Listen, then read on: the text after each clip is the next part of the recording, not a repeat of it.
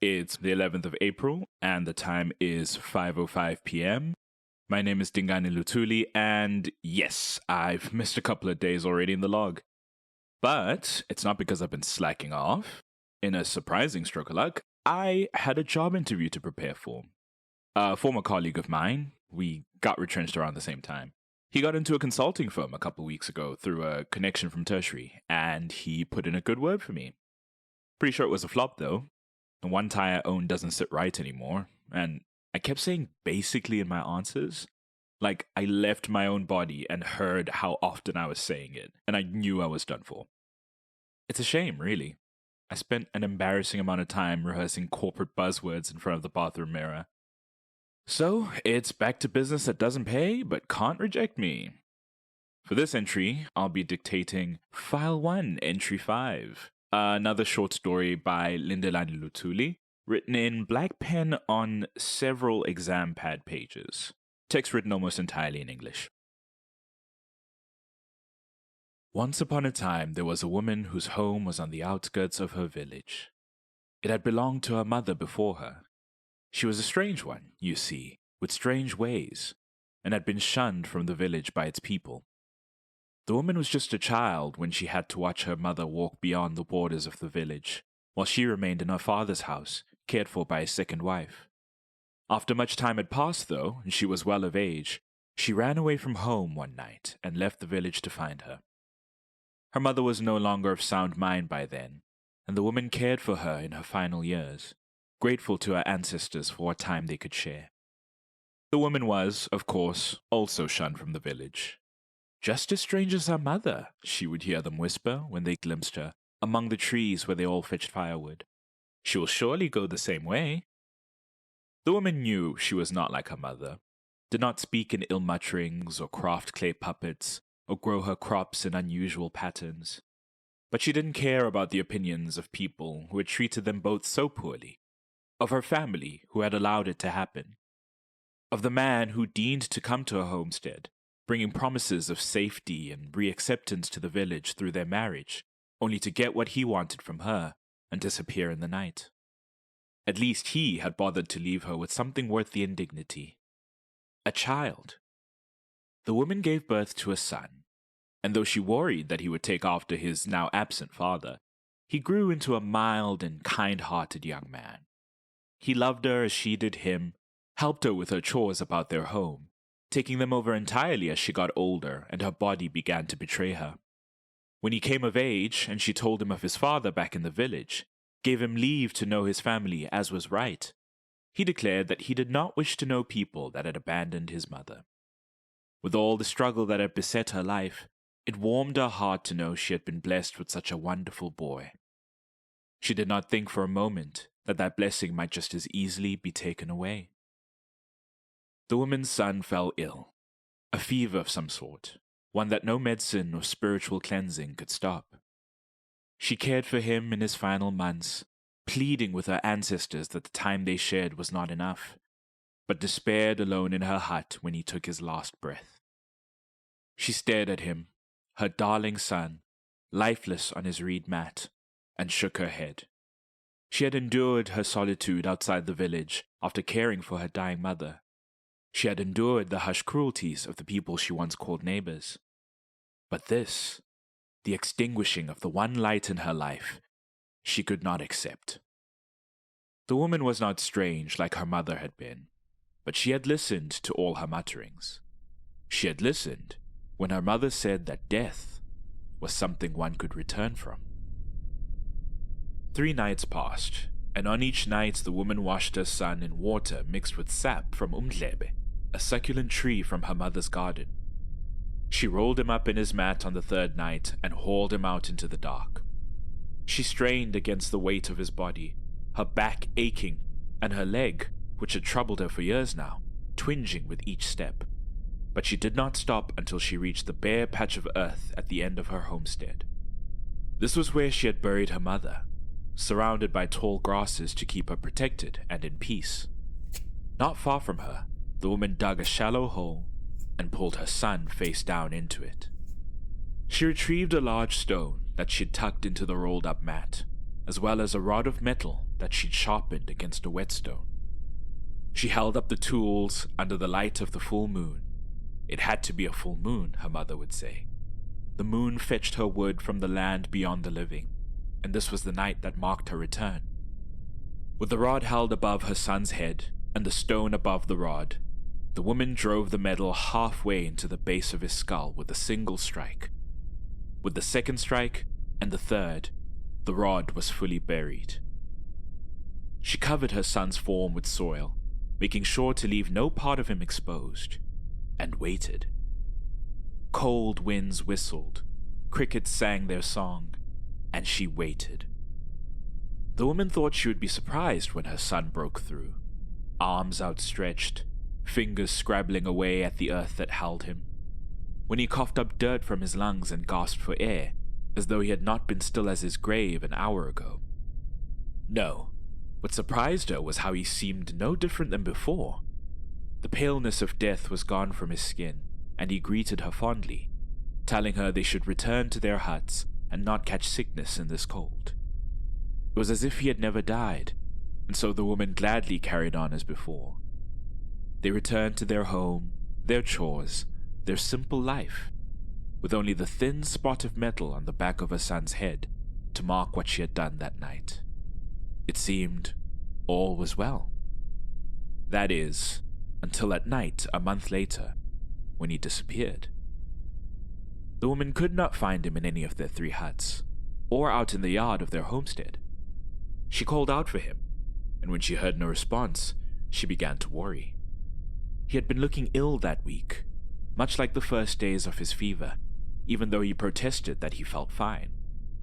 A pit formed in her stomach, and she rushed as quickly as she could to where she had buried him. Perhaps it was the grave calling him back somehow, forcing him to return?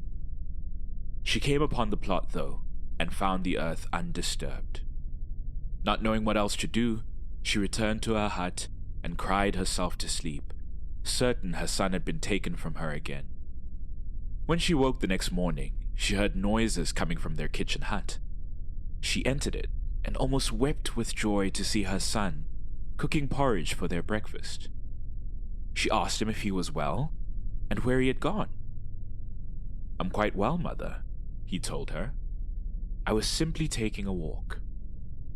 He offered nothing further, and the woman was too relieved to ask, and so they carried on as before. The next month, though, he disappeared again at night, only to return the next morning. The month after that, the same, as it also was on the 3rd month. Each time she asked him where he had gone, he would answer, "I was simply taking a walk." Still, she did not query further, no longer out of relief, but out of unease. After half a year of this, the woman was finally at her wit's end and set upon a plan. The night when she knew her son would disappear, she feigned sleep a little earlier than usual. She listened carefully for his footsteps when he left his hut and quietly followed after him. She watched as he stalked off through the darkness, shoulders hunched and knees bent, and yet moving much faster than she could follow. He disappeared beyond the end of their homestead and into the woods, farther than her bad leg could carry her, and so she resolved to hide behind one of the larger trees and lie in wait. It took a little while for him to return. The woman heard the snapping of the fallen branches and looked up from encroaching slumber to see him stalking back through the woods, carrying in both arms something she couldn't quite see in the darkness. She followed him again, gingerly, fearfully, as his trail led around the kitchen hut. The dying embers of a fire she had made to boil water earlier cast a warm glow, revealing the silhouette of her son as he squatted beside it, hunched over something large. A wet, squelching sound filled the air, and she moved ever so slightly closer to try and see what it was. But she heard that telltale snap again, a branch that she'd stepped on, pulled along from the woods. Her son turned suddenly, face illuminated in the bare firelight, and the woman clapped a hand to her mouth. His eyes were empty, entirely white as milk. His skin sung with the pallidness he'd had before she buried him, and his mouth, puffing hot clouds of breath as he panted, was smeared red with blood. With him turned to face her as he was, she could properly see what he was hunched over. The still body of a man, not much older than her son, an open wound on his chest. She turned from the scene and ran back to her hut, collapsing on her mat with her back to the wall. She sat there, watching the entryway, waiting in fear for this creature that now lived in her home. The sun rose with the woman still awake, but it seemed the thing that was once her son had not come for her. Bracing herself, she left her hut and followed the sounds she heard in the kitchen. She found, as she had every month, her son making their morning porridge. He looked as he always had. The color returned to his eyes and skin, and without a drop of blood on him. She asked him, her voice a croaking whisper, where he had gone last night, and he looked up to smile sweetly at her. "I was simply taking a walk." She could not carry on as they had before. The horror from last night was still in her eyes, and she knew that she had to undo her mistake. The woman waited for her son to fall asleep that night, and snuck into his hut. She held her hand over his sleeping face, fingers clasped around a handful of earth she had taken from his shallow grave, and scattered the soil over his eyes. He stirred at first, and then his limbs went slack as his eyes were fully covered. The woman lifted his head just off the reed mat and, with the thumb and forefinger of her free hand coated in sap from umdlebe, she wrested the metal rod from the back of his skull. When the rod pulled free, she held it in her hand and sobbed quietly, knowing that her son would be gone forever now, even if she tried to bring him back again. It was then that her son rose with a start from his mat, soil falling off his face and into his lap. The woman cried out as she scuttled back against the wall, watching as he reached over his shoulder, fingers running along the back of his head. He turned sharply to look at her, eyes empty and white once more, and whispered, "What have I done wrong, Mother? Why would you abandon me?" The woman tried to speak, but instead of words she made only whimpering cries. Her son leapt from his mat, quick as a flash, his arms outstretched and hands cupped to grasp her neck. "You did not want me taken away from you," he said, a deathly rasp to his voice. "I will make sure that never happens again."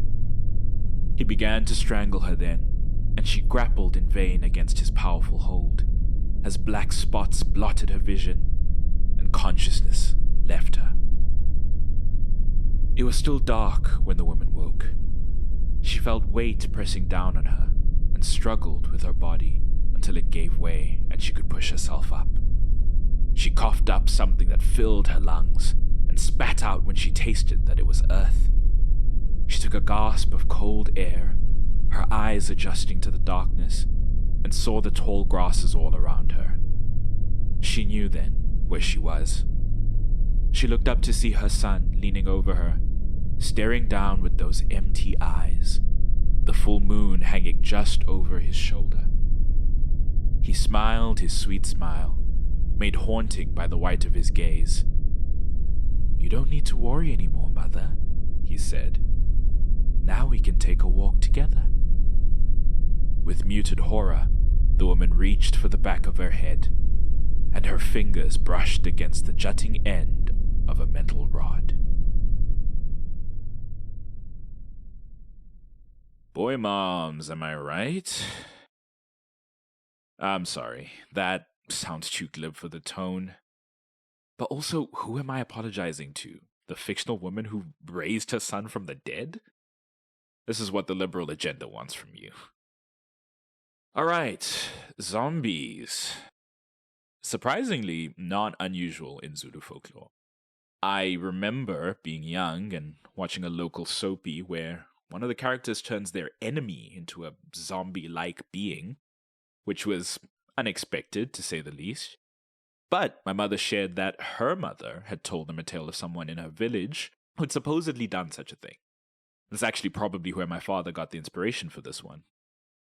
I do think there's been considerable creative license taken over the original myth, though. As far as I know, the consumption of people aspect is not typical. Usually they just do the bidding of the person that raised them, which I suppose could be the consumption of people, but you get my point. Conversely, though, the behavior of the son was otherwise human. Weird, yes, but human, where I would have expected something more mindless and bestial. There are also differences in the process of raising the dead. I don't remember all the details because I was only half listening at the time, but the full moon bit doesn't sound familiar. What the hell?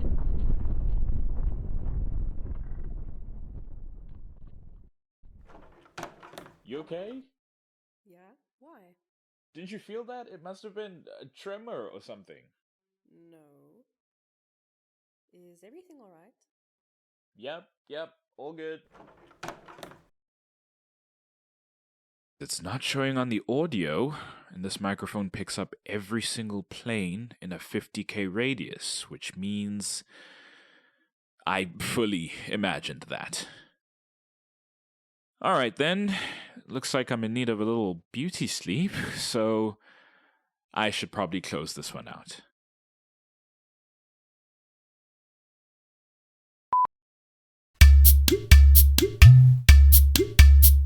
Call to the Dark, created by Sandile Dlamini.